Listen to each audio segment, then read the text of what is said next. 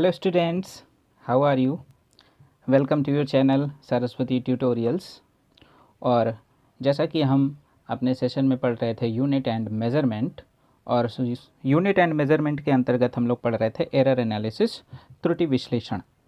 तो त्रुटि विश्लेषण में कल हम लोगों ने देखा था कि हम त्रुटि विश्लेषण के एक्सप्रेशंस कैसे बनाते हैं, और उन एक्सप्रेशंस में हमने 3 टाइप के एक्सप्रेशंस बनाए थे।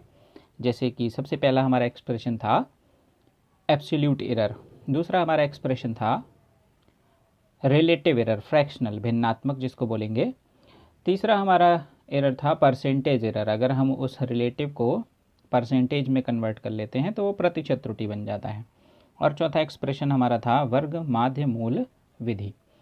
तो हम बात करते हैं अपने इन्हीं एक्सप्रेशंस के बारे में एक क्वेश्चन के द्वारा।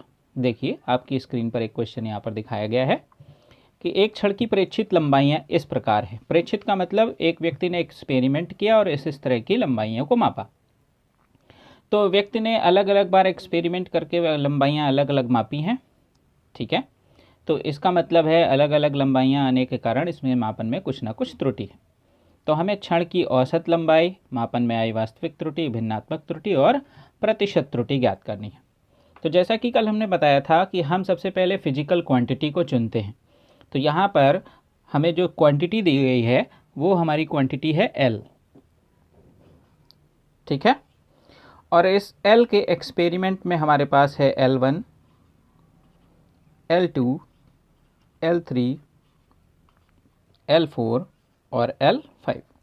L1 की वैल्यू की बात कर लेते हैं। सबसे पहले देखिए, हमें दे रखा है क्वेश्चन में 2.48 मीटर, फिर है 2.46 मीटर, उसके बाद है 2.49 metre, then 2.50 metre, and last one is 2.48 metre.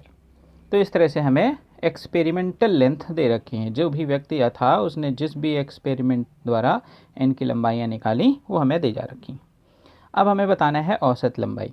तो हम सभी लोग जानते हैं अगर हमें औसत निकालना है तो हम यहाँ पर लेंथ चूज़ कर रहे हैं L, M मीन के लिए, मीन का मतलब माध्य, जो कि होता है L1 plus L2 plus L3 plus L4 plus L5, और अपान में हमारे पास नंबर ऑफ एक्सपेरिमेंट 5 हैं तो डिवीज़न में 5 लगा देंगे। जब आप इन सभी की वैल्यूज़ रख के इसे कैलकुलेट करेंगे तो कैलकुलेट करने पर हमारे पास आता है 2.482 मीटर, ठीक है। अब थोड़ा सा ध्यान दीजिएगा, यहाँ पर जो डिजिट दी हैं डेसिमल के बाद वो सब 2 डिजिट्स हैं डेसिमल के बाद, इसलिए हम इसे भी 2 डिजिट्स में कन्वर्ट करेंगे। तो इसे हम यहाँ पर राउंड ऑफ कर देंगे, हटा देंगे, तो हमें मिलेगा is equal to 2.48 metre. Round off करने के रूल्स हम आगे आने वाले लेक्चर्स में आपको सिखाएंगे कि किस तरह से हम राउंड ऑफ करते हैं। फ़िलहाल के लिए इतना ही। तो आपको ये वैल्यू मिला। तो आपका जो मीन वैल्यू है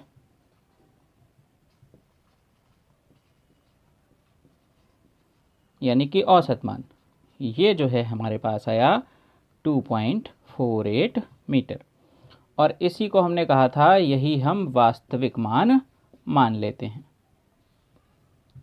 वास्तविक मान। क्योंकि ये एरर हमारी रैंडम है, हमें कारणों का पता नहीं है, इसलिए हम औसत के द्वारा वास्तविक मान की गणना कर लेते हैं। इसके बाद हम लोगों ने क्या किया था, हम लोग देख रहे थे कि हमें पूरे सिस्टम में आई हुई एरर निकालनी है। तो पूरे सिस्टम में आई हुई एरर में अगर हम बात करें तो पहले परीक्षण में भी कुछ एरर आएगी, दूसरे परीक्षण से भी कुछ एरर आएगी। तो अलग अलग परीक्षणों से आई हुई एरर्स को हम कुछ इस प्रकार कैलकुलेट करेंगे। थोड़ा सा फोकस रखिएगा। तो देखिए, सबसे पहला मान है 2.48, जिसको हमने L1 कहा। L1 की वैल्यू वास्तविक मान से कितना अलग है, कितनी चेंज है, इसके लिए हमने निकाला यहाँ पर L1 माइनस LM। आप इसे उल्टा भी कर सकते हैं, LM माइनस L1 भी लिख सकते हैं। तो देखिएगा, ये है हमारा LM, ये है L1। 2.48 माइनस 2.48 हमें मिला 0.00 मीटर। फिर देखते हैं L2 है 2.46। तो जब आप 2.46 से 2.48 को नेग्लेक्ट करेंगे तो आपके पास है माइनस 0.02 मीटर। ऐसे ही आप अलग अलग कैलकुलेट कर लें इसको 0.01 मीटर, ये आपको मिल जाएगा 0.02 मीटर एंड फाइनली ये 0.00 मीटर। तो ये आपने अलग अलग एरर्स निकालनी कि पहले परीक्षण में कितनी कमी है, दूसरे में कितनी कमी है, तीसरे में कितनी कमी, चौथे में कितनी कमी और पाँचवें में कितनी कमी। फिर हमने आपको बताया था कि जो भी एरर आएगी उसको हम मॉड के अंदर रखेंगे। तो when we apply mod on this, तो जो हमारी पॉजिटिव वैल्यू है वो तो पॉजिटिव है ही है, और जो नेगेटिव है वो सारी वैल्यूज़ भी पॉजिटिव हो जाएंगी। तो थोड़ा सा फोकस रखिएगा। तो ये वैल्यू तो 0 थी 0.00, ये वैल्यू हो गई 0.02 मीटर, ये वैल्यू आपकी है 0.01 मीटर, ये पॉजिटिव है ये ऐसे ही रहेगी 0.02 मीटर, और ये वाली वैल्यू 0.00 मीटर। इस तरह से हमने अलग अलग परीक्षणों में आई हुई त्रुटियों को यहाँ पर कैलकुलेट कर लिया। अब हमें पूरे सिस्टम में आई हुई वास्तविक त्रुटि के बारे में गणना करनी है। तो वास्तविक त्रुटि के लिए हमने आपको बताया था जितनी भी त्रुटियां आई हैं उनका हम मीन निकालेंगे। थोड़ा सा ध्यान से देखिएगा। तो हम आई हुई सारी एरर्स का मीन निकालेंगे और उसे हम लिखते हैं डेल्टा एल बार से। तो डेल्टा एल बार आपका हो जाएगा delta L 1 plus delta L 2 plus delta L 3 plus delta L 4 plus delta L 5 और पूरे सिस्टम के अपॉन में 5। ये सब कुछ यहाँ पर मॉड में रखा जाएगा। मॉड में रखने का मतलब है सारी वैल्यूज़ हम यहाँ पर पॉजिटिव चूज करेंगे, क्योंकि एरर आपकी आनी ही आनी है। उसे हम नेगेटिव का मतलब नेगेटिव नहीं लेंगे, जैसा कि हमने पिछले लेक्चर में आपको समझाया था। यहाँ पर सारी वैल्यूज़ रखेंगे और फिर इसको कैलकुलेट करेंगे। तो कैलकुलेट करने पर हमें मिलता है 0.01 मीटर। तो देखिए इस आधार पर अगर हम देखें तो डेल्टा एल बार यानी कि आने वाली एब्सोल्यूट एरर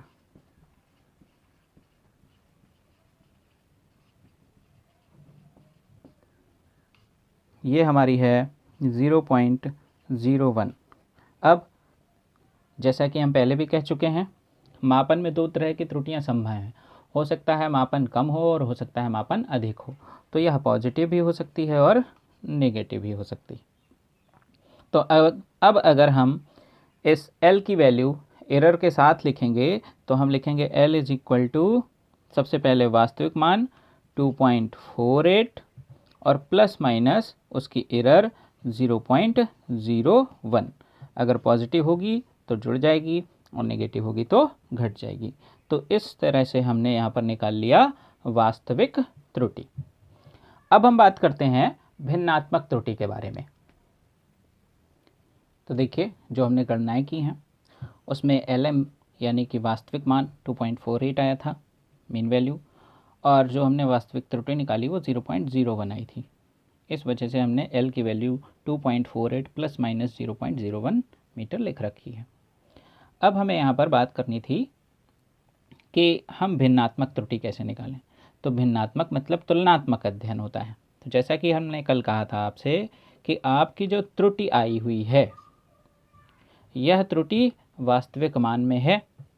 तो त्रुटि और वास्तविक मान का जो तुलनात्मक अध्ययन है, त्रुटि और वास्तविक मान का तुलनात्मक अध्ययन यानी कि delta L bar upon L M, इसी को हम भिन्नात्मक त्रुटि कहते थे। तो भिन्नात्मक त्रुटि अगर देखी जाए तो 0.01 अपॉन 2.48 है और हम इसे कैलकुलेट कर सकते हैं। ठीक है। फिर इसी में हमने कहा कि हमें प्रतिशत त्रुटि भी चाहिए। प्रतिशत त्रुटि तो सिंपल है। प्रतिशत त्रुटि निकालने के लिए हम delta L bar upon L M इसको किससे मल्टीप्लाई करा देंगे 100 से। तो आपको जो वैल्यू मिल रही है 0.01 अपॉन 2.48 इंटू 100, जब आप इसे कैलकुलेट करेंगे तो आपको मिलता है 0.40%। तो ये L के मान में आने वाली प्रतिशत त्रुटि है। अगर प्रतिशत त्रुटि के आधार पर L को लिखा जाए तो कुछ इस प्रकार लिखा जाएगा 48 प्लस माइनस 0.40% बाहर मीटर। तो केवल त्रुटि के आधार पर अगर एल को लिखते हैं तो इस प्रकार से लिखते हैं, और अगर प्रतिशत त्रुटि के साथ एल को लिखते हैं तो कुछ इस प्रकार से लिखते हैं। तो ये आपका क्वेश्चन इस तरह से सॉल्व होता है, जिसमें हमने क्षण की औसत लंबाई, क्षण के मान में आई वास्तविक त्रुटि, क्षण के मान में आई भिन्नात्मक त्रुटि और क्षण के मान में आई प्रतिशत त्रुटि को ज्ञात किया है। चलिए, मैं कुछ क्वेश्चन आपको दे रहा हूँ यहाँ पर सॉल्यूशन के लिए, और आपके क्वेश्चन ये रहे स्क्रीन पर, थोड़ा ध्यान से देखिएगा। तो ये हैं आपके इस टॉपिक से रिलेटेड 2 क्वेश्चन जिन्हें आप सॉल्व करेंगे। इनके आंसर नीचे दिए हुए हैं जिन्हें आप मैच कर लेंगे, और अगर कोई भी क्वेरी है तो आप कमेंट बॉक्स में लिख सकते हैं। अब हम बात करते हैं अपने अगले सेशन की, जिसमें हम लोगों ने सीखा था सिग्निफिकेंट फिगर्स। तो आज हम फिर से बात करते हैं सिग्निफिकेंट फिगर्स के बारे में। लास्ट टाइम हम लोगों ने सीख लिया था कि सिग्निफिकेंट फिगर्स हम किन्हें कहेंगे और उसके क्या रूल्स होते हैं। आज हम देखते हैं कि हम सिग्निफिकेंट फिगर्स की कैलकुलेशन किस तरह से करते हैं। चलिए देखते हैं। तो ये हमारा सार्थक अंकों का पहला क्वेश्चन है, जिसमें आपसे कहा जा रहा है दिए गए आंकड़ों में सार्थक अंक ज्ञात करें। तो सबसे पहले पार्ट में देखिए, यहाँ पर हम देख रहे हैं आपका जो नंबर है ये 1 से बड़ा है, पहली बात। और दूसरा, इसमें सभी डिजिट्स नॉन ज़ीरो हैं। तो कल हम लोगों ने रूल सीखा था all non zero digits are significant. तो इसमें अगर SF देखे जाएं तो हमें मिलते हैं कितने, 1, 2, 3 एंड 4। डेसिमल के पहले और डेसिमल के बाद सब कुछ SF में जाएगा। फिर देखिए, ये डिजिट आपका 1 से बड़ा है, ठीक है, और इसमें भी हमें SF निकालना है, लेकिन इस डिजिट के आगे किसी भी टाइप का यूनिटरी सिस्टम नहीं दिया हुआ है। तो ऐसी कंडीशन में लास्ट नॉन ज़ीरो डिजिट के बाद के ज़ीरो को हम सिग्निफिकेंट नहीं पढ़ते थे। तो इस आधार पर अगर हम यहाँ पर सिग्निफिकेंट फिगर्स देखें तो हमें कितने मिलेंगे, 2। तो यहाँ पर सिग्निफिकेंट फिगर्स कितने हैं, 2। अभी यहाँ पर मैं किलोग्राम लिख देता, किलोमीटर लिख देता, न्यूटन लिख देता, तो ऐसी कंडीशन में ये मेजरमेंट में सम्मिलित हो जाते। अभी ये पता नहीं कि किस व्यवस्था से प्राप्त हुए हैं, हो सकता है यूनिट के कन्वर्जन से प्राप्त हुए हों, इसलिए हम इसमें केवल 2 अंकों को सार्थक मानेंगे और अन्य सभी ट्रायलिंग ज़ीरोज़ को हम सार्थक नहीं मानेंगे। यहाँ पर देखते हैं, ये नॉन ज़ीरो है, ये भी नॉन ज़ीरो है, और ये सारे ज़ीरोज़ नॉन ज़ीरो के बीच आ रहे हैं। तो नॉन ज़ीरो के बीच आने वाले सारे ज़ीरोज़ सिग्निफिकेंट होते हैं। तो यहाँ पर टोटल 5 सिग्निफिकेंट फिगर्स हो गए। यहाँ देखिए, इस कंडीशन में हम देख रहे हैं कि हमारे पास जो नंबर यहाँ पर दिया हुआ है उसमें जो नंबर है वो 1 से लेस है। लास्ट टाइम हम लोगों ने रूल पढ़ा था, 1 से लेस होने पर लास्ट नॉन ज़ीरो डिजिट के लेफ़्ट साइड में आने वाले ज़ीरो सिग्निफिकेंट नहीं होते हैं। तो यहाँ पर केवल 3 को सिग्निफिकेंट फिगर्स चुना जाएगा, और यहाँ पर सिग्निफिकेंट फिगर्स हमारे पास हो गए 2, 4, 3, यानी कि 3 सिग्निफिकेंट फिगर्स। ऐसे ही देखिए, यहाँ पर की बात करते हैं हम। इस कंडीशन में हम देख रहे हैं कि इस साइड का ये लेफ़्ट वाला ज़ीरो है और ये राइट वाला ज़ीरो है। राइट ज़ीरो को हम सिग्निफिकेंट फिगर कहते थे और लेफ़्ट मोस्ट को हम सिग्निफिकेंट फिगर नहीं कहते थे। तो इस आधार पर ये दोनों ज़ीरो हमारे सिग्निफिकेंट फिगर नहीं है, और ये तीनों संख्याएं हमारे सिग्निफिकेंट फिगर हैं, और ये हम लिख सकते हैं यहाँ पर सिग्निफिकेंट फिगर 3 हो गए। यहाँ पर आप देख रहे हैं कि यहाँ पर 10 की पावर 5 लगी है। 10 की पावर 5 क्या हम 7 भी कर सकते हैं, 2 भी कर सकते हैं। हम डेसिमल को डिसलोकेट करेंगे और हमारी पावर्स चेंज हो जाएंगी, इसलिए ओरिजिनल मेजर्ड वैल्यू हमारी ये है। तो इस आधार पर अगर हम सिग्निफिकेंट फिगर्स देखें तो हमारे पास 3 सिग्निफिकेंट फिगर्स हैं। अब बात करते हैं यहाँ पर आई हुई इस संख्या की। तो यहाँ पर हम देख रहे हैं कि हमें दिया हुआ है कि इसमें सिग्निफिकेंट फिगर्स निकालने। नो डाउट ये मेजरेबल है, लेकिन ये 1 से कम है। तो 1 से कम में हम वही रूल लगाएंगे, left most non significant, right most significant. तो यहाँ पर हमारा SF हो जाता है 7, यानी कि केवल 1 आपका जो है सिग्निफिकेंट फिगर यहाँ पर मौजूद है। इसमें आप देख सकते हो, जैसा कि आपका ये एग्जाम्पल है, यहाँ पर हमारे पास सिग्निफिकेंट फिगर्स आ जाते हैं 3, इसमें आते हैं। यहाँ पर देखिए, इस ज़ीरो को हम सिग्निफिकेंट नहीं कहेंगे, लेकिन ये ज़ीरो, ये हमारा लास्ट नॉन ज़ीरो के बाद है, ये सिग्निफिकेंट फिगर है। तो यहाँ पर जो आपके सिग्निफिकेंट फिगर्स हैं वो हो जाते हैं 4 सिग्निफिकेंट फिगर्स। और फाइनली हम इसकी बात करते हैं 6.320 जूल। तो इसमें हम देख रहे हैं नॉन ज़ीरो के राइट साइड में जा रहे हैं, तो सिग्निफिकेंट फिगर है, और इस आधार पर यहाँ पर हमें सिग्निफिकेंट फिगर्स मिल जाते हैं 4। तो इस तरह से हम दिए हुए आंकड़ों में सिग्निफिकेंट फिगर्स को चुनते हैं। सिग्निफिकेंट फिगर्स की जो आगे की गणनाएं हैं, यानी कि जोड़ना, घटाना, गुणा और भाग, उसे समझने से पहले हम अपने राउंड ऑफ सिस्टम को समझते हैं कि संख्या को पूर्णांकित करना किसे कहेंगे। थोड़ा सा ध्यान से देखिएगा। तो सबसे पहले हम ये समझते हैं कि क्या होता है पूर्णांकित करना। ये एक वेरी कॉमन बात है कि जैसे ही आप कभी किसी मार्केट में जाते हैं और कोई सामान खरीदते हैं, तो जैसे मान लीजिए कि एक भैया जी ने आपसे कहा कि ये जो कपड़ा है ये हमारा 263 रुपये का है। How much? 263। तो आपने कहा भैया राउंड फिगर में ले लीजिए। तो उसने कहा ठीक है, अच्छा 260 दे दीजिए। तो उसने क्या किया, इस फिगर को राउंड किया और फिर ऑफ कर दिया, यानी कि हटा दिया। तो ये है हमारा राउंड ऑफ का रूल। लेकिन इस राउंड ऑफ में हम फिजिकल जो क्वांटिटीज़ हैं उनमें जो न्यूमेरिक वैल्यू है उसको किस तरह से राउंड ऑफ करते हैं, इसके अपने कुछ रूल्स होते हैं। तो जैसे सबसे पहले रूल की बात करते हैं। आपको एक नंबर दिया है 47.833 और मैंने आपसे कहा कि यहाँ पर आपको एक डिजिट को राउंड ऑफ करना है। कितने डिजिट्स को? एक। तो जब हम एक डिजिट को राउंड ऑफ करने की बात आपसे कर रहे हैं तो इस कंडीशन में आपको इस एक डिजिट को हटाना है। तो इसको राउंड ऑफ करते समय आपको ध्यान क्या देना है कि जो आपको डिजिट हटानी है वो 5 और 50% से लेस भी हो सकती है और मोर भी हो सकती है। हमने यहाँ पर 50% क्यों लगाया? क्योंकि इसी क्वेश्चन में अगर मैं आपसे ये कहूँ कि 47.833 में इन दो को राउंड ऑफ करना है, 47.833 में इन तीनों को राउंड ऑफ करना है, ठीक है ना? तो कैसे करेंगे? तो मैं बात कर रहा था कि अगर जो नंबर राउंड ऑफ करना है, हटाना है, वो 5 या 50% है तो उसके लिए अलग रूल है। लेकिन अगर वो लेस है तो हम इस नंबर को लीव कर देते हैं, लेस लीव। तो इस आधार पर अगर हम देखें तो इसका जो राउंड ऑफ होगा वो हो जाएगा 47.83। ऐसे यहाँ पर देखते हैं 33।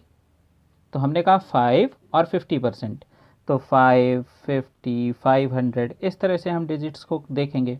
तो यहाँ पर देखें दो डिजिट्स देख रहे हैं तो हम 50 से क्या देखेंगे। तो यहाँ पर ये 33 50 से कम है, इसलिए इसको भी हम क्या करेंगे, लीव कर देंगे। तो हमारे पास आ जाएगा 47.8। ठीक है, मैं इसे मोर में नहीं लिख रहा, मैं यहाँ पर इसको लिख रहा हूँ 47.8। अब आपको 3 डिजिट्स ऑफ करनी है, तो 3 डिजिट्स में 50% देखेंगे तो 500। अब 500 के पास अगर जाएं तो हमें दिख रहा है कि 500 से ये ज़्यादा है। तो अब हम मोर की कंडीशन में आ गए। तो मोर की कंडीशन में हम +1 ऐड कर देते हैं। कौन सी डिजिट में? सबसे लास्ट वाली आने वाली डिजिट में। तो ऐसी कंडीशन में हम जब इसमें +1 ऐड करेंगे तो ये जो राउंड ऑफ करना है तो इसका राउंड ऑफ हमारा हो जाएगा 47। सॉरी, मैं यहाँ पर तीनों डिजिट्स को राउंड ऑफ करने की बात कर रहा हूँ। तो हम इनको हटाएंगे तो हमारा लास्ट मोस्ट ये होगा। तो इसको ऐड करेंगे तो ये हो जाएगा 47 + 1 48.0। तो इस तरह से हम इसे राउंड ऑफ करते हैं। हम आपको कुछ और एग्जांपल्स से इसे और अच्छे से समझाते हैं। थोड़ा सा फिर से ध्यान से देखिएगा। 5 या 50% से लेस होने पर लीव करेंगे, 5 या 50% से मोर होने पर 1 ऐड करेंगे। थोड़ा सा और एग्जांपल्स हम यहाँ पर देखते हैं। चलिए देखते हैं।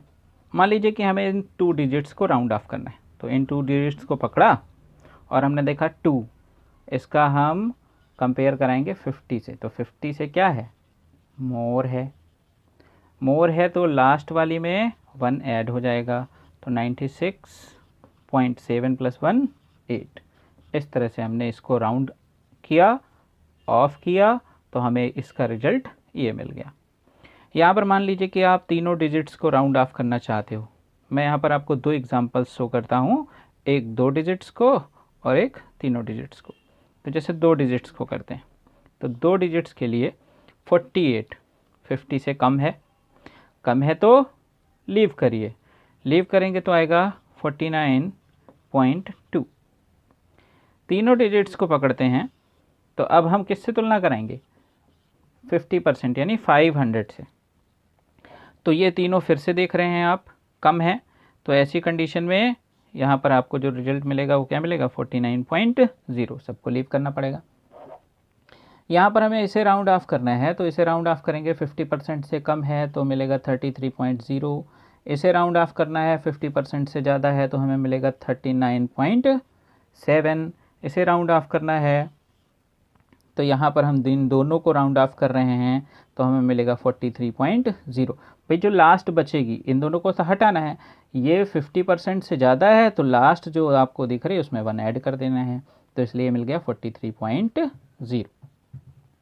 तो ये राउंड ऑफ रूल हो गया आपका लेस देन 50% या मोर देन 50% से। और अब बात करते हैं, अगर डिजिट 50% ही है तो उस कंडीशन में हम क्या करेंगे। तो जब डिजिट आपकी 5 या 50% ही है, तो इसे थोड़ा ध्यान से समझना होगा। मैं यहाँ पर आपको एक एग्जांपल दे रहा हूँ, जिसे मेरे पास लिखा है 20.65, ठीक है, और हमें इसे राउंड ऑफ करना है।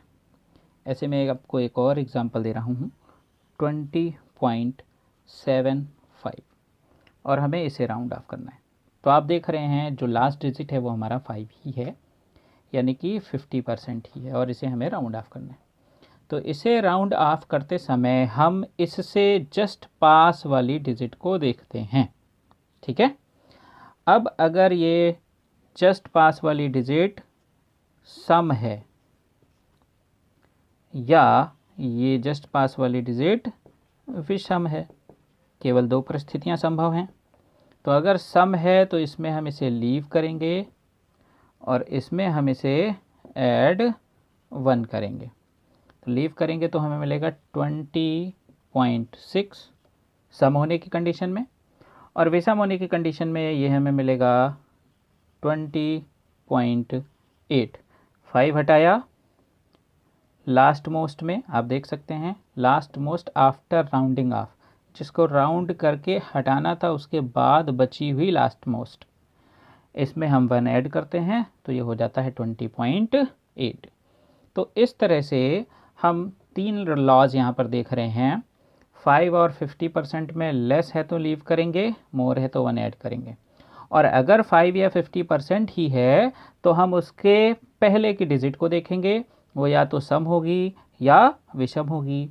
अगर वो सम होती है तो उसे लीव कर देंगे, छोड़ देंगे, जैसा कि आप देख रहे हैं 5 को छोड़ दिया गया है। और अगर वो विषम है तो ऐड 1 करेंगे, जैसा कि आप देख रहे हैं 7 में 1 ऐड कर दिया गया है। तो इस तरह से हम डिजिट्स को राउंड ऑफ करते हैं। अब डिजिट्स को राउंड ऑफ, कितने डिजिट्स को राउंड ऑफ करना है ये आपको क्वेश्चन बताता है, और इसका जो बेसिक यूज है वो सिग्निफिकेंट फिगर्स की कैलकुलेशन में होता है। तो चलिए हम देखते हैं सिग्निफिकेंट फिगर्स की कैलकुलेशन में हम क्या देखते हैं।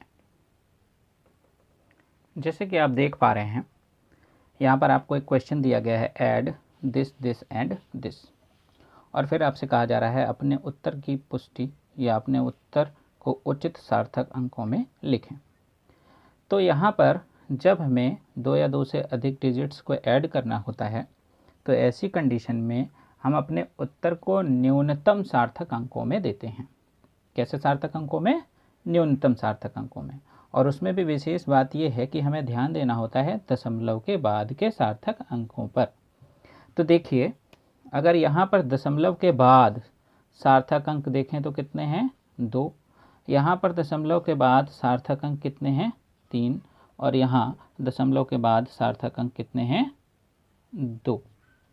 ठीक है, अब हम इन सबको ऐड करते हैं, तो ऐड करेंगे तो 7.21, 12.141, 0.0028, और इसका एडिशन करने पर जो हमें मिलने वाला है वो कुछ इस प्रकार है।